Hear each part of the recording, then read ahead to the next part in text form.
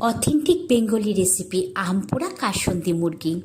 কাঁচা আম শেষ হয়ে পাকতে বসে পড়েছে, এখনও আম পোড়া কাসুন্দি মুরগি খাওয়া হয়নি। তাই ভাবলাম আজকে বানিয়েই ফেলি আর আপনাদের সাথে শেয়ারও করি। এখানে কতগুলো কাঁচা লঙ্কা, একটা বড় কাঁচা আম, আর এখানে দুটো বড় বড় রসুন পুড়িয়ে নিলাম।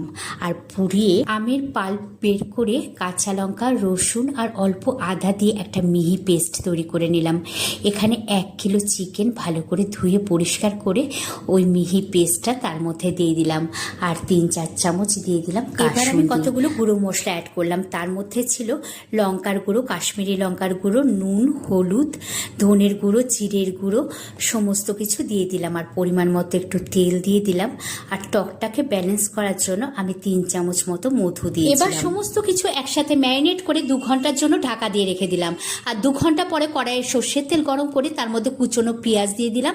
সেটাকে লাল লাল করে ভাজার পর ম্যারিনেট করা চিকেনটা তার মধ্যে দিয়ে দিলাম। পরে ভালো করে কষিয়ে নেওয়ার পরে একটা পাত্রে দারচিনি, এলাচ, লবঙ্গ দিয়ে ভালো করে জল ফুটিয়ে রেখেছিলাম। সেটাকে একটা ছাঁকনির সাহায্যে ছেঁকে দিয়ে দিলাম। বেশ কিছুক্ষণ ফোটানোর পরে কুচনো কাঁচা লঙ্কা ছিটিয়ে নামিয়ে প্লেটিং করে নিলাম। এখানে ধনেপাতা থাকলে দেওয়া যেত, কিন্তু আমার কাছে ধনেপাতা ছিল না। দেখুন তো দেখতে কেমন দারুণ দেখতে হয়েছে। সবাই খেয়ে বলেছে একেবারে ঝাক্কাস হয়েছে।